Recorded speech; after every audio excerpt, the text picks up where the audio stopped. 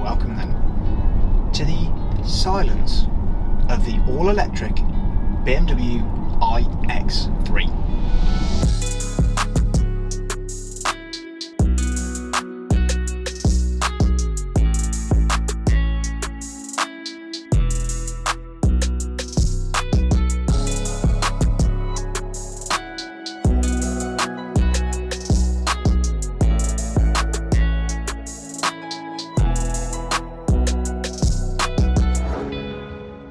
Before we had a look at the exterior and interior design changes on the iX3, I wanted to drive the car because this is a BMW, it's the ultimate driving machine, so we need to make sure that it still drives like a BMW. So let's talk about stats firstly. Powering the car is a 74 kilowatt hour lithium ion battery, which consists of 10 modules. When all of them are working together, this car produces 286 horsepower and 295 pounds-foot of torque, which is enough to propel this very large, quite heavy car from 0 to 62 miles an hour in 6.8 seconds. But the impressive thing with electric is, oh, it's that, isn't it? It's that instant torque. When you put your foot down, it smacks the back of your head off the headrest. It's bonkers. Now, this car you would expect to be four-wheel drive because it's an X product, but no, it's actually rear-wheel drive only. So the electric motor is on the rear axle, which actually makes for some pretty cool cornering abilities. And when we're on the subject of the cornering abilities, this car drives just as a BMW should. That's the main thing that I wanted to find out from driving this car, is does it still feel like a BMW? And I'm so glad to say that it does. It handles the road really quite well. The only way you can actually tell that this is electric is the lack of sound, really.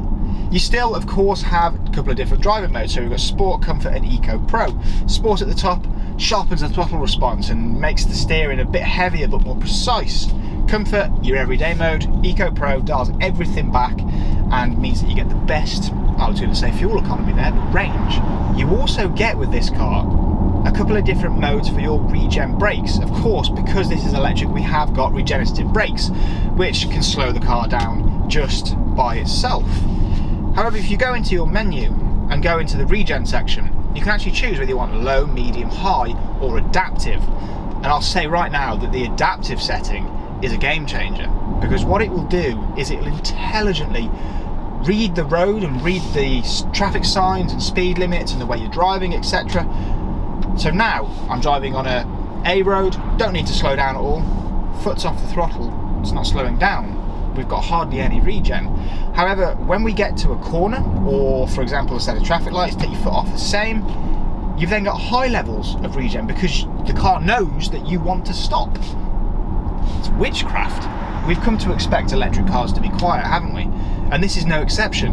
But what I will say, even compared with other EVs, the drivetrain on this is incredibly quiet. I can't actually hear the drivetrain at all. The only noise we've got is from a little bit of wind noise off the wing mirrors and the tyre noise, and that's it.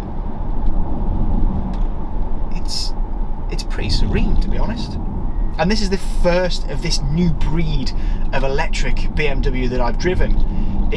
It's the start of something new, if you would, for BMW. We've obviously got, this is the first one, the iX3. Then later on this year we've got i4, and then at the tail end of the year we've got iX. Some very, very important models for BMW and their electrification future. So to sum up the drive of the iX3, half the time you're not going to know that it's electric. It rides the road very well, the steering is nice and responsive when you want it to be, and it genuinely is very chuckable on country B roads. And for me, it still feels like a BMW, which is exactly how I would have liked it to feel. But anyway, let's now find somewhere to pull over, because I need to take you around some of the key differences to the exterior and interior of the new iX3.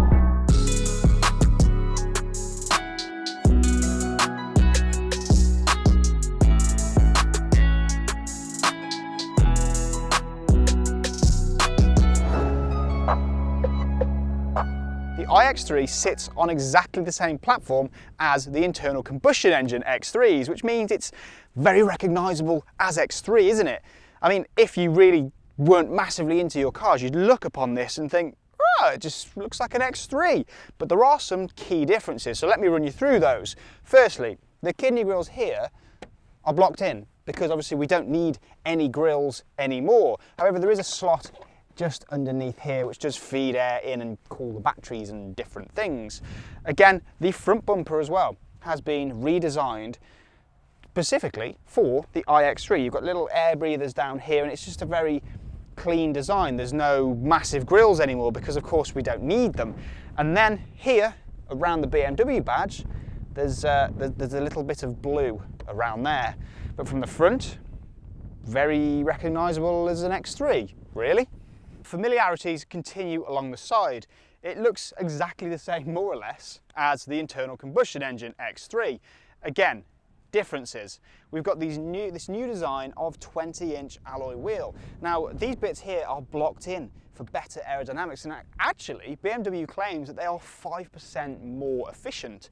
Then we've got this cerium grey element down here with the I logo on here. Move along the side. Yeah, there's nothing else other than obviously the charging point, which we'll come on to charging a little bit later. AC and DC rapid charge in there. Around the back, the biggest difference between this and the normal X3 is the lack of exhausts and a slightly different rear bumper here with a kind of diffusory design going on. But other than that, it's exactly the same. LED lights on the rear as with the front, both completely standard. And we've also got the iX3 Premier Edition on here.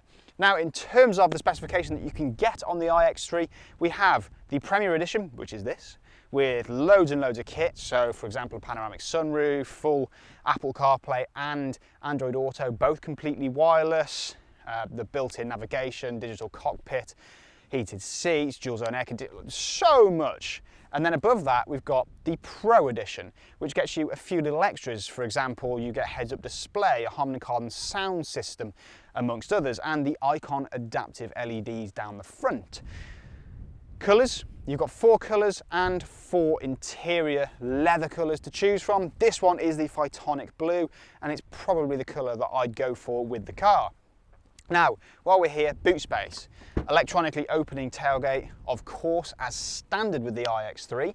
Now, obviously, as with most electric cars, we have lost a little bit of boot space. This is now 510 litres, which is down from 550 litres in the internal combustion engine X3. However, 510 litres is still a gaping chasm of a boot. There's loads of space in here. You've also got a little compartment underneath the floor to store your charging cables. Now, in terms of your charging cables and your charging times, you get, with the car as standard, your charging cable. You also get a 3-pin plug adapter. Now, to charge this car from a 350 kilowatt charger, which is the maximum that this car can go, it'll go from 0 to 80% in just 34 minutes, which is pretty impressive. However, if you plug it in on a 3-pin or a regular AC charger, you're looking anywhere between 10 and 15 hours. But that's just to plug it in overnight, isn't it? So it's not actually that bad. And as I've already mentioned, the range is around 280 miles, which is pretty impressive, to be honest, for a car like this. Inside the iX3 is a familiar place to sit. It's actually quite difficult to find the differences between the iX3 and the X3, but let me show you.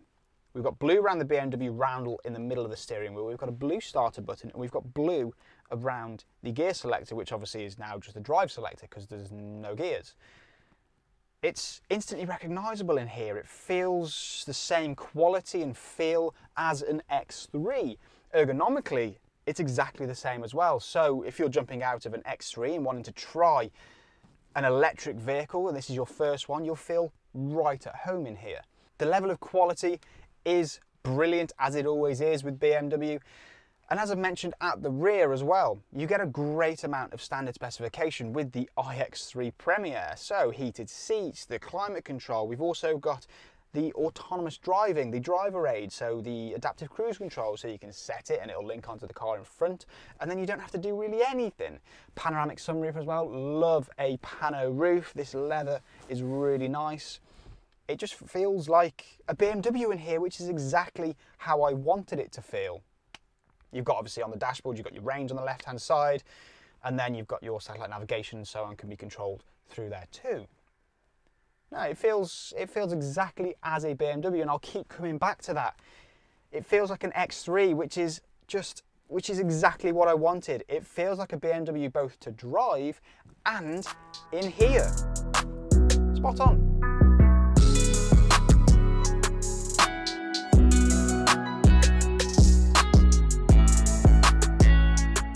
So there we go, a first look and drive of the brand new BMW iX3, possibly one of the most important models BMW has brought out for a very long time.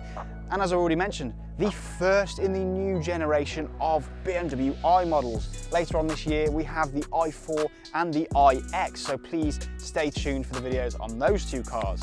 Thank you ever so much for watching. If you like this video, please drop it a like and subscribe to Rydebrook TV for plenty more content to come. And if you want any more information on the BMW iX3, please use the link in the top of the screen or the description of this video to contact one of our Rydebrook BMW retailers.